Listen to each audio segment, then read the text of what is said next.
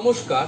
আজকে আমাদের আলোচনার বিষয় হচ্ছে মনোবিদ এরিক এরিকসনের মনোসামাজিক বিকাশের তত্ত্ব। মনোসামাজিক বিকাশের তত্ত্বের প্রবক্তা হলেন এরিক এরিকসন। তিনি ফ্রয়েডের ছাত্র ছিলেন এবং ফ্রয়েডের মনোসমীক্ষণ তত্ত্ব দ্বারা যথেষ্ট প্রভাবিত ছিলেন। পরবর্তী সময়ে যদিও তিনি এই মনোসমীক্ষণ তত্ত্বের কিছুটা বিরোধিতা করেন, মানুষের জীবন বিকাশের ক্ষেত্রে ঈদের অতিমনতাকে প্রাধান্য না দিয়ে সমাজ পরিবেশের উপর তিনি বেশি গুরুত্ব দিয়েছিলেন এরিক এরিকসন। আমরা এখন এরিক এরিকসনের তত্ত্বের মূল ভিত্তিতে চলে যাচ্ছি। এরিকসন বলেছেন যে জন্মাবস্থায় মানুষের মধ্যে ইগো বর্তমান থাকে। ঈদ এবং ঈদের প্রভাব ছাড়া তা স্বাধীনভাবে অবস্থান করে। সুতরাং ইগো একটি হচ্ছে স্বাধীন সত্তা। ইগো যেহেতু ঈদের শক্তির উপর নির্ভরশীল নয়, তাই ঈদ এবং ইগুর মধ্যে কিন্তু কোনো দ্বন্দ্ব নেই।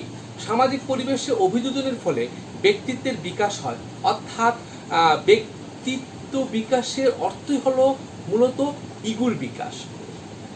সুতরাং ইগুর বিকাশের মৌলিক উপাদান হলো আমাদের এই সমাজ। তাছাড়া ব্যক্তির চাহিদা পূরণের জন্য ব্যক্তি ও সমাজের মধ্যে দেখা দেয় দ্বন্দ্ব। একই এরিকসন বলেছেন এই দ্বন্দ্বটাই হচ্ছে মনোসামাজিক দ্বন্দ্ব। এই মনোসামাজিক দ্বন্দ্বের ফলে ইগুর বিকাশ ঘটে এবং ইগুর বিকাশের মূলে রয়েছে এই মনোসামাজিক দ্বন্দ্ব, যেখানে কোনো যৌন শক্তির দ্বন্দ্ব কিন্তু নেই। ইগুর বিকাশের ক্ষেত্রে আমরা মূলত ব্যক্তিগত পার্থক্য লক্ষ্য করতে পারি এবং এই যে ব্যক্তিগত পার্থক্য সেটা আমাদের জন্মগত এবং তার শক্তি কিন্তু আত্মজ। ইগুর বিকাশের ফলে আমাদের ব্যক্তি জীবনের বিকাশ হয়। যখন ব্যক্তি ইগুর চাহিদা ও সমাজের চাহিদার মধ্যে বিরোধ দেখা দেয়, তখনই সৃষ্টি হয় মনোসামাজিক দ্বন্দ্ব, যা ব্যক্তির অভিযোজনের জন্য প্রয়োজনীয় শক্তি প্রদান করে। এই বিরোধকে এরিকসন বলেছেন সংকটকাল। এই সংকটকালের উৎস হলো দুটি, একটি ব্যক্তি নিজে এবং অপরটি সমাজের বাধা, যা সমাজ থেকেই সৃষ্টি হয়। ব্যক্তি এই সংকটমূলক পরিস্থিতি থেকে মুক্তি পাওয়ার জন্য অভিযোজন করে এবং তার ফলে ব্যক্তি জীবনের বিকাশ হয়। ব্যক্তি জীবনের বিভিন্ন স্তরে এই সংকটগুলি বিভিন্ন রকম। ব্যক্তি বিভিন্ন স্তরে কিভাবে এই সংকটগুলির মোকাবিলা করে তার উপর নির্ভর করেই কিন্তু ব্যক্তিত্বের কেমন হবে তা নির্ভর করে। সুতরাং ব্যক্তির আচরণের উপর আমরা দু ধরনের প্রভাব আমরা লক্ষ্য করতে পারি, একটা হচ্ছে পজিটিভ প্রভাব আর একটা হচ্ছে নেগেটিভ প্রভাব। এইরকম 8টি সংকটের কথা তিনি বলেছেন। এই 8টি সংকটকে তিনি 8টি স্টেজের মধ্যে দিয়ে তিনি উপস্থাপন করেছেন। এখন আমরা চলে যাচ্ছি এরিকসনের মানুষের জীবন বিকাশের ক্ষেত্রে যে 8টি স্টেজের কথা বলেছেন সেই স্টেজের আলোচনায়। প্রথম স্টেজ হচ্ছে ট্রাস্ট ভার্সেস মিসট্রাস্ট, অর্থাৎ বিশ্বাস বনাম অবিশ্বাসের স্তর। অর্থাৎ এটাকে আমরা বিশ্বাস বনাম অবিশ্বাসের দ্বন্দ্ব কিন্তু আমরা বলতে পারি, যার সময়কাল হচ্ছে 0 থেকে 1.5 বছর পর্যন্ত। এই ক্ষেত্রে কি হয়, শিশু তার সমাজ থেকে, তার পরিবারের থেকে, তার পিতামাতার কাছ থেকে যদি ভালো আচরণ সে গ্রহণ করে, তাহলে তার মধ্যে বিশ্বাস, ট্রাস্ট সৃষ্টি হবে। আর যদি সে সমাজ থেকে, তার পরিবার থেকে, তার বাবা মার কাছ থেকে ভালো আচরণ সে গ্রহণ না করে, তার মধ্যে কিন্তু মিসট্রাস্ট অর্থাৎ অবিশ্বাস দেখা দিতে পারে। এক্ষেত্রে আমরা একটা এক্সাম্পল দিতে পারি, যেমন একটা বাচ্চা মার কুলে আছে, এবার একজন অপরিচিত লোক এসে বাচ্চাকে কুলে নেওয়ার জন্য হাত বাড়ালো। বাচ্চা ওই অপরিচিত লোকের কাছে যেতেও পারে, আবার নাও যেতে পারে। যদি অপরিচিত লোকের কাছে চলে যায়, তাহলে বুঝতে হবে অপরিচিত লোক সম্পর্কে তার ট্রাস্ট আছে, তার বিশ্বাস আছে। কিন্তু যদি না যায়, তাহলে বুঝতে হবে যে তার মিসট্রাস্ট অর্থাৎ অবিশ্বাস আছে। অর্থাৎ বাচ্চা যদি কোনো অপরিচিত লোকের কাছ থেকে পূর্বে সে ভালো আচরণ গ্রহণ করে থাকে, তাহলে তার মধ্যে বিশ্বাস তৈরি হবে। আর যদি অপরিচিত লোকের কাছ থেকে পূর্বে কোনো ভালো আচরণ গ্রহণ না করতে পারে, তাহলে কিন্তু তার মধ্যে মিসট্রাস্ট তৈরি হবে। অর্থাৎ এই স্তরে বাচ্চার মধ্যে বিশ্বাস বনাম অবিশ্বাসের দ্বন্দ্ব কিন্তু আমরা লক্ষ্য করতে পারি। এবার দ্বিতীয় স্টেজ হচ্ছে autonomy versus shame and doubt, অর্থাৎ স্বাধীনতা বনাম লজ্জা এবং সন্দেহ দ্বন্দ্ব। এটার সময়কাল হচ্ছে 1.5 থেকে 3 বছর পর্যন্ত। 1.5 বছর থেকে 3 বছর পর্যন্ত। এই সময় কি হয়, এই সময় এতদিন বাচ্চা খাওয়া, তার স্নান করা, তার টয়লেটে যাওয়া, এগুলি তার পিতামাতার সাহায্য নিয়ে কিন্তু করেছে। কিন্তু এই স্তরে এসে বাচ্চার অটোনমি ডেভেলপ হয়, অর্থাৎ সে স্বাধীনভাবে কাজ করতে চায়। সে চায় এই যে খাওয়া, স্নান করা, এই টয়লেটে যাওয়া, এই কাজগুলি সে স্বাধীনভাবে সুসম্পূর্ণ করবে।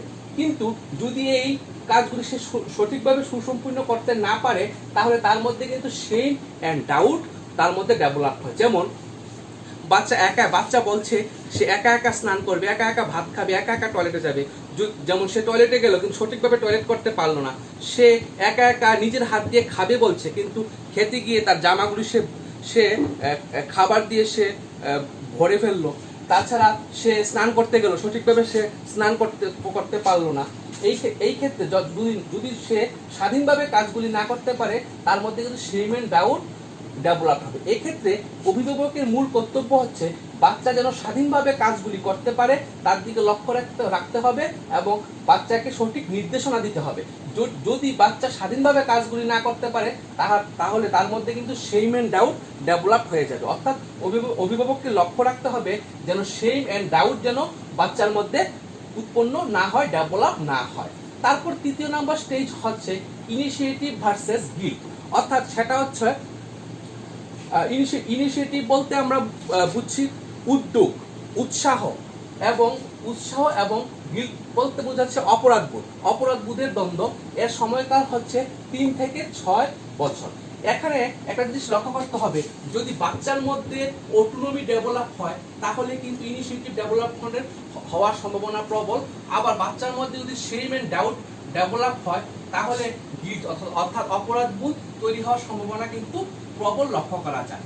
ইনিশিয়েটিভ অর্থাৎ উৎসাহ, বাচ্চার মধ্যে এই সময়ে বিভিন্ন কাজ নিয়ে উৎসাহ লক্ষ্য করা যায়, যেই কাজগুলি বাচ্চা এতদিন সে করেনি, তার সঙ্গে যুক্ত নেই। যেমন তার মা ঘর সুরছে, সে বলে আমিও ঘর সুরবো। তার মা বাসন মাজছে, সে বলে আমিও বাসন মাজবো। বাবা ভারী কোনো জিনিস নিয়ে, বাজার থেকে ভারী জিনিস নিয়ে ঘরে নিয়ে যাচ্ছে, বাবাকে বলে যে আমি এই জিনিসটা নিয়ে যাব। এই ধরনের কাজ করার জন্য তার মধ্যে ইনিশিয়েটিভ, একটা উৎসাহ, একটা উদ্যোগ লক্ষ্য করা যায়।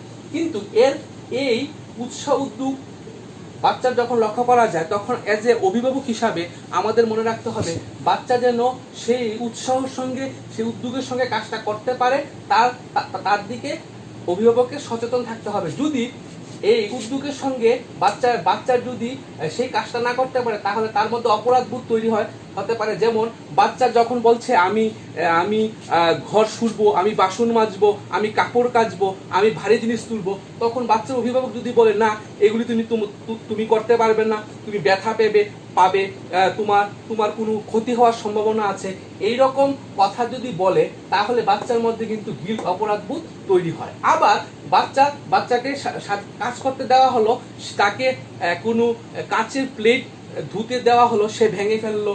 তাকে ঘর শুকতে দেওয়া হলো, সে সেই কাজটা সম্পূর্ণ করতে পারলো না, সঠিকভাবে কাপড় সঠিকভাবে কাচতে পারলো না, তখন কিন্তু তার মধ্যে গিল্ট অর্থাৎ অপরাধবোধ তৈরি হতে পারে। এই ক্ষেত্রে অভিভাবককে অবশ্যই লক্ষ্য রাখতে হবে উৎসাহের সঙ্গে, উদ্যোগের সঙ্গে বাচ্চা যেন সেই কাজটি করতে পারে এবং তাকে প্রয়োজনে সঠিক নির্দেশনা দিতে হবে। যদি উৎসাহ এবং উদ্যোগের সঙ্গে সেই কাজটা সে না করতে পারে, তাহলে তার মধ্যে গিল্ট অর্থাৎ অপরাধবোধ কিন্তু তৈরি হওয়ার সম্ভাবনা প্রবল। এবার আমরা চলে যাচ্ছি 4 নাম্বার স্টেজ। 4 নাম্বার স্টেজটার নাম হচ্ছে ইন্ডাস্ট্রি ভার্সেস ইনফিনিটি।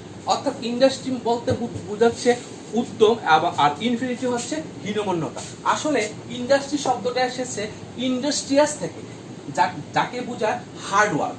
অর্থাৎ এই স্তরে বাচ্চার মধ্যে উদ্যম লক্ষ্য করা যায়, সে কোনো কাজ করার জন্য তার মধ্যে যথেষ্ট উদ্যম, সে উদ্যমের সঙ্গে সেই কাজটা করার জন্য সে সচেষ্ট হয়। কিন্তু এই ক্ষেত্রে এজ এ গার্ডিয়ান এবং এজ এ টিচার হিসাবে আমাদের লক্ষ্য রাখতে হবে বাচ্চা যেন উদ্যমের সঙ্গে তার কাজগুলি সম্পূর্ণ করতে পারে। যদি উদ্যমের সঙ্গে কাজগুলি সম্পূর্ণ করতে না পারে, তাহলে তার মধ্যে হীনমন্যতা বোধ চলে আসতে পারে। যেমন ইন্ডাস্ট্রির কথা বলতে গিয়ে আমরা বলতে পারি, যেমন আমরা অঙ্ক করার ক্ষেত্রে আমরা প্রথম যখন আমরা ছোট থাকি, তখন আমরা উদ্যমের সঙ্গে অঙ্ক করার জন্য আমরা ব্যস্ত হই। কিন্তু যখন অঙ্কটা করতে গিয়ে আমাদের কিছুটা ভুল হয়ে যায়, তখন আমাদের মধ্যে বিভিন্ন ডাউট, বিভিন্ন শেম, বিভিন্ন গিল্ট তৈরি হয়। এর ফলস্বরূপ কিন্তু আমাদের ইনফিরিয়রিটি অর্থাৎ হীনমন্যতা বোধ আসে না যে আমাকে আমার এই কাজটা করা সম্ভব নয়। এই ক্ষেত্রে এই স্তরে উদ্যমের সঙ্গে যখন বাচ্চা কাজটা করবে, বাচ্চা কাজটা বিফল হতেও পারে। এই ক্ষেত্রে টিচার হিসাবে এবং অভিভাবক হিসাবে আমাদের প্রতিনিয়ত বাচ্চাকে উৎসাহ দিতে হবে এবং তাকে বোঝাতে হবে একবার হয়নি তো বারবার চেষ্টা করো, তোমার দ্বারা এই কাজটা হবে। বাচ্চার জন্য ইন্ডাস্ট্রি ডেভেলপ হয় সেই জিনিসটা অভিভাবক এবং টিচারকে গুরুত্ব দিয়ে চিন্তা করতে হবে এবং যেন তার মধ্যে ইনফিরিয়রিটি না আসে, অর্থাৎ হীনমন্যতা বোধ না আসে। যদি তার মধ্যে হীনমন্যতা বোধ চলে আসে তাহলে সেই হীনমন্যতা বোধ কিন্তু পরবর্তী জীবন বিকাশকে অনেকটা দুর্বল করে ফেলবে। এই হচ্ছে ইন্ডাস্ট্রি ভার্সেস ইনফিরিয়রিটি, যার সময়কাল হচ্ছে 6 থেকে 12 বছর। এই যে 4 নাম্বার স্টেজে অভিভাবক এবং টিচারের ভূমিকা কিন্তু খুবই গুরুত্ব। অভিভাবক এবং টিচাররা এই ইন্ডাস্ট্রি এবং ইনফিরিয়রিটি অর্থাৎ বাচ্চার মধ্যে যেন উদ্যম এবং তৈরি হয় এবং তার মধ্যে যেন হীনমন্যতা বোধ তৈরি না হয় সেই জিনিসটা অবশ্যই লক্ষ্য রাখতে হবে। তারপরে পঞ্চম স্টেজ হচ্ছে আইডেন্টিটি ভার্সেস আইডেন্টিটি কনফিউশন। অর্থাৎ এই স্তরটা মূলত 12 থেকে 20 বছর। এই সময়টা বয়সন্ধিকালের পর্যায়ে পড়ে, ব্যক্তি বয়সন্ধি কালে অবস্থান করে। এই সময় বাচ্চার মধ্যে আইডেন্টিটি অর্থাৎ তার ভূমিকা কি, সমাজে তার ভূমিকা কি, সমাজ তার থেকে কি আশা করে সেটাই সে জানতে চায়। তার আইডেন্টিটি, তার আত্মপরিচয় সে জানতে চায়।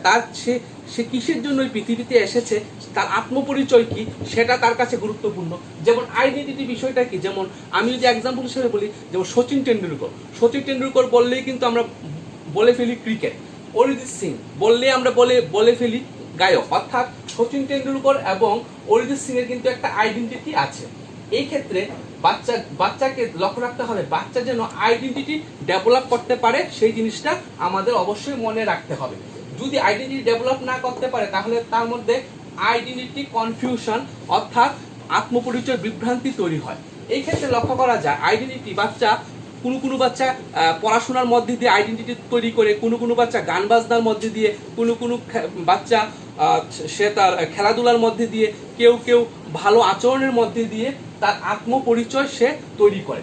অর্থাৎ এই স্তরে পিতামাতাকে এবং টিচারদের অবশ্যই বাচ্চা যেন সঠিকভাবে তার আইডেন্টিটি তৈরি করতে পারে সেই দিকে লক্ষ্য রাখতে হবে। যদি সে আইডেন্টিটি তৈরি না করতে পারে তাহলে তার মধ্যে আইডেন্টিটি কনফিউশন লক্ষ্য করা যাবে। যদি আইডেন্টিটি কনফিউশন লক্ষ্য করা যায় তা কিন্তু তার পরবর্তী জীবন বিকাশকে অনেকটা ব্যাহত করবে। এই গেল পঞ্চম স্টেজ। তারপর ষষ্ঠ স্টেজ হচ্ছে 6 নম্বর স্টেজ হচ্ছে ইন্টিমেসি ভার্সেস আইসোলেশন, যার সময়কাল হচ্ছে 20 থেকে 45 অর্থাৎ 20 থেকে 45। অর্থাৎ এই স্তরে মানুষ কিন্তু তার ফ্যামিলি লাইফ তৈরি করে ফেলে। অর্থাৎ এই স্তরে মানুষদের মধ্যে তার পরিবার, তার বন্ধু বান্ধব, তার যে গোষ্ঠী রয়েছে সেই গোষ্ঠীর সঙ্গে সে ইন্টিমেসি অর্থাৎ হৃদ্রতা তৈরি করতে চায়।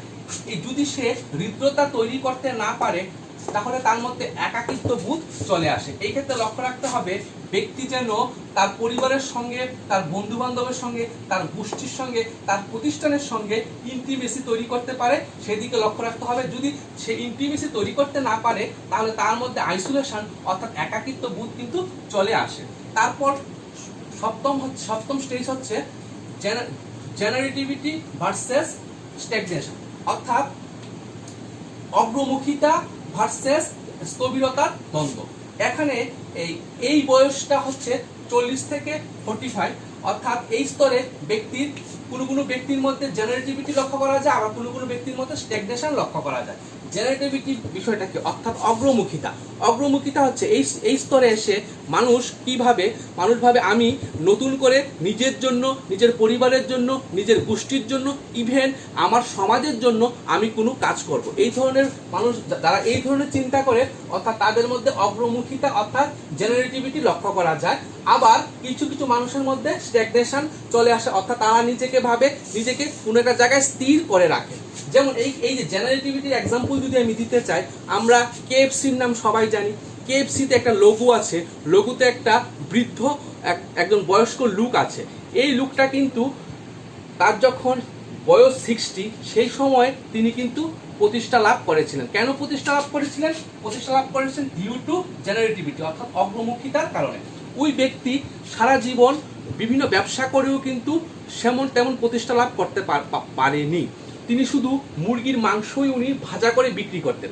কিন্তু যখন তার বয়স 60 প্রায় কাছাকাছি, সেই সময় উনি কিন্তু উনার এই মুরগি ভাজা, কিভাবে মুরগি ভাজতে হয় সেই পদ্ধতিটাকে নিয়েই কিন্তু উনি একটা নতুন কোম্পানি খুললেন, যাকে আমরা KFC বলি।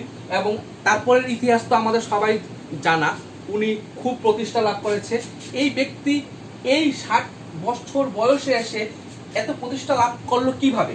লাভ করলো ডিউ টু তার জেনারেটিভিটি ডেভেলপ হয়েছিল, তার মধ্যে অগ্রমুখিতা লক্ষ্য করা গিয়েছিল, তাই সে এত ডেভেলপ করতে পেরেছে।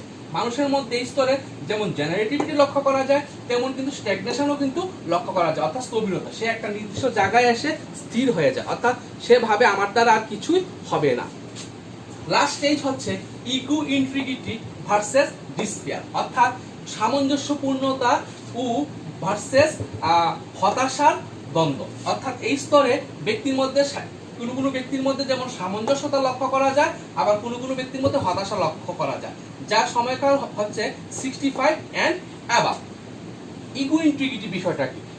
সামঞ্জস্যপূর্ণতা, অর্থাৎ এই স্তরে ব্যক্তি ইভালুয়েশন করে, সে কি কাজ এতদিন করেছে, কি কারণে এই পৃথিবীতে সে এসেছে, তার কি কাজ করার কথা ছিল, এই বিষয়গুলি সে কতটুকু কাজ করতে পেরেছে, এই বিষয়গুলি সে ইভালুয়েশন করে, মূল্যায়ন করে, এবং মূল্যায়ন করে দেখে যে সে কতটুকু কাজ সঠিকভাবে করতে পেরেছে।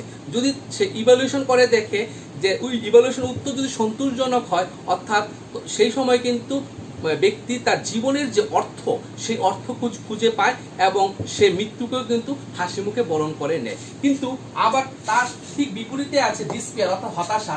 এই স্তরে কি হয়? ব্যক্তি ইভালুয়েশন করে দেখে যে এই পৃথিবীতে সে কেন এসেছে, তার কি কাজ করার কথা ছিল, সে কতটুকু কাজ করতে পেরেছে। এই ইভালুয়েশন করার পরে যখন দেখে যে সে সঠিকভাবে তার কাজ সুসম্পূর্ণ করতে পারেনি, তখন ব্যক্তির মধ্যে ডিসপেয়ার ডেভেলপমেন্ট হয়, অর্থাৎ তার মধ্যে হতাশাবোধ চলে আসে।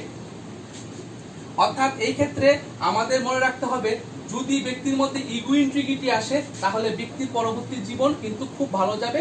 যদি তার মধ্যে হতাশা চলে আসে, তার পরবর্তী জীবন কিন্তু আর ভালো যাবে না। এই হচ্ছে এরিকসন সাইকোসোশিয়াল থিওরির যে 8টা স্টেজের কথা তিনি বলেছেন। এই 8টা স্টেজ, প্রথমটা হচ্ছে ট্রাস্ট ভার্সেস মিসট্রাস্ট, দ্বিতীয়টা autonomy versus shame and doubt, তৃতীয়টা ইনিশিয়েটিভ ভার্সেস গিল্ট, চতুর্থটা ইন্ডাস্ট্রি ভার্সেস ইনফিউরিটি, পঞ্চমটা আইডেন্টিটি ভার্সেস আইডেন্টিটি কনফিউশন, ষষ্ঠ ইন্টিমেসি ভার্সেস আইসোলেশন, সপ্তম জেনারেটিভিটি ভার্সেস স্ট্যাগনেশন, এবং অষ্টম হচ্ছে ইগো ইন্ট্রিগিটি ভার্সেস ডিসপেয়ার। এই গেল এরিকসনের সাইকোসোশিয়াল থিওরির যে 8টা স্টেজ এবং 8টা স্টেজের আলোচনা। পরবর্তী সময়ে আমরা আরেকটা ভিডিও নিয়ে আসবো। ততক্ষণ পর্যন্ত ভালো থাকবেন, সুস্থ থাকবেন। নমস্কার।